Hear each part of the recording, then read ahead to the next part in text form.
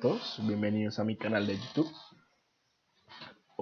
Vamos a hablar de un tema nuevo acerca del comportamiento organizacional, todo lo que tiene que ver con este y cómo este le da dirección a una empresa, ¿cierto? Entonces primero hablaremos un poco acerca de la dirección organizacional. Entonces es una acción o influencia de parte de la organización, o bueno, de los gerentes o de los empleados, más que todo de toda la organización en su conjunto, que trata de llegar a una serie de metas, ¿cierto? De darle dirección a dicha empresa a través de la toma de decisiones. Entonces nos damos cuenta que la dirección depende del comportamiento organizacional. Es decir, ¿qué se define como comportamiento organizacional?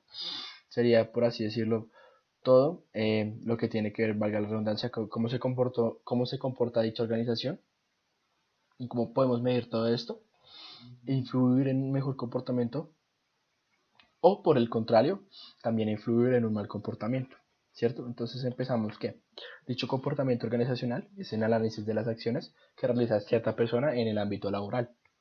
Entonces tenemos que el enfoque del comportamiento organizacional se divide en tres prototipos, por así decirlo, ¿cierto? Tenemos el comportamiento individual, que sería las actitudes, las personalidades, las percepciones, todo lo que tiene que ver con el individuo. Tenemos también comportamiento grupal, que sería todo lo que tiene que ver con las normas, liderazgo, los roles y después, como último, por así decirlo, enfoque, tenemos las organizaciones, que sería todo lo que tiene que ver con la estructura, su cultura o la política de dicha empresa, ¿cierto?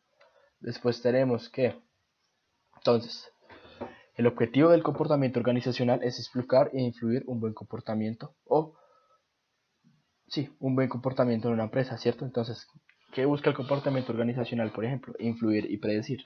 Sería la productividad del empleado, comportamiento cívico organizacional, ausentismo, satisfacción laboral a la medida de tomar pues todo lo que tiene que ver con actitudes de dicho individuo, la rotación del personal o el mal comportamiento. Entonces acá tenemos una serie de buenas cosas que busca el comportamiento organizacional y malas cosas. Pues primero la productividad del empleado sería una movida cosa y es la medida de desempeño que tiene dicho el empleado al llevar a cabo sus labores funcionales, ¿no? Como segundo tenemos el comportamiento cívico, por ejemplo, sería todo lo que tiene que, o todo lo que no tiene que ver con, por así decirlo, las labores principales del empleado, pero que este genera un buen funcionamiento de la empresa. Quiere decir, por ejemplo, la empatía.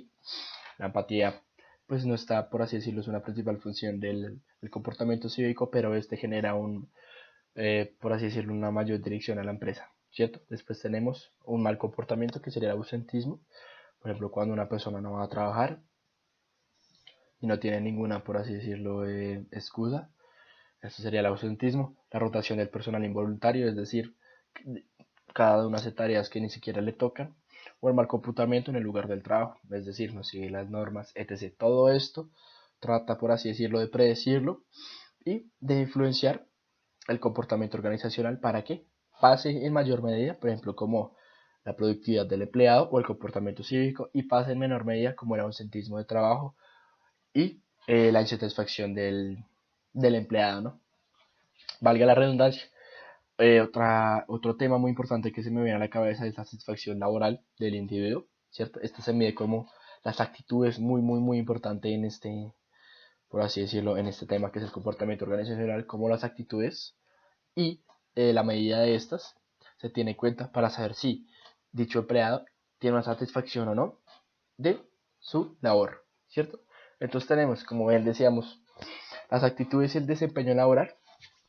Entonces, para definir las actitudes, básicamente son las maneras de evaluar favorables o desfavorables del empleado, ¿cierto? Entonces tenemos que el desempeño laboral, sí, hay una satisfacción laboral, se refiere a que la personalidad o, bueno, sí, la personalidad de dicho empleado va de acuerdo a su trabajo y este tiene las actitudes necesarias o los requerimientos necesarios para cumplir cierta tarea. Tenemos, por ejemplo, una película muy increíble en la cual, por ejemplo, dicha persona no tenía las herramientas suficientes para cumplir dicho trabajo, pero es contratada en una empresa puesto que tiene las actitudes para cumplir ciertos roles. Muy importante las actitudes para definir el comportamiento de una empresa. Tenemos que el componente de las actitudes sería la cognición, es decir, las creencias, el estado afectivo, lo que dicho individuo siente por dicho trabajo, y la conducta, que sería la intención. ¿cierto? Después de hablar un poco acerca de esto, tenemos las actitudes importantes a la hora de medir, valga la redundancia, el desempeño o el comportamiento organizacional individual. Entonces tenemos la participación laboral, que es el grado en el que un empleado se identifica con dicho trabajo, ¿cierto? En medida para que éste sea mayormente realizado. Entonces tenemos que algunas organizaciones, por ejemplo, tratan de que su empleado esté mayor involucrado, ¿cierto? Para que éste haga el trabajo de mejor manera. Tenemos el compromiso de la organización, en el grado de que sus empleados, valga la redundancia, como lo dije anteriormente, se identifiquen con dicha organización y se vean, por así decirlo, involucrados. Y pues como último, ya lo habíamos hablado, que los empleados se sientan conectados con dicha empresa para así mejorar todo lo que tiene que ver con el comportamiento organizacional y estos se van influenciados y cada vez mayormente, por así decirlo, mejorados para darle una mejor dirección a la empresa, ¿cierto? Después entonces tenemos por así decirlo, una teoría de la disonancia cognitiva que es muy fácil de explicar. Por ejemplo, cuando una persona sabe lo que tiene que hacer pero no lo hace. Por ejemplo, valga la redundancia, voy a explicarlo brevemente. Sería, yo sé que tengo que hacer estas dichas actividades, pero por el entorno, o vean sea por otro tipo de influencias que tiene el individuo, no cumplo dicha tarea. ¿Y en qué se resuelve, bueno, qué trata de hacer el comportamiento organizacional? Detectar dichos problemas, dichos potenciales y tomar correctivos. Muy fácil. Después tenemos la comunicación entre los gerentes y las empresas tiene que ser muy buena. Vemos como el gerente en gran medida tiene que ver con el comportamiento de los individuos, puesto que este tiene que generar una mayor comunicación, una mejor comunicación entre estos para que su empresa tenga una dirección clara y no sea, por así decirlo, involucrada en diferentes problemas. Entonces, rápidamente, sabemos que la comunicación muy fácil se da por un emisor, ¿cierto? Que tiene un mensaje, dicho mensaje tiene una codificación, se envía por medio de un canal, y lo recibe dicho receptor, el cual tiene que decodificar dicho mensaje y interpretarlo. Dicho receptor, perdón, le da una retroalimentación al emisor. El emisor en este caso sería el gerente, el receptor, el empleado. Tenemos entonces que hay tres diferentes maneras como Robinson, por así decirlo, define la comunicación organizacional. Entonces, o las redes de comunicación organizacional. La primera sería una cadena, que es del gerente a los empleados y así de manera descendente y ascendente. Es una comunicación rígida, pero que no es muy rápida.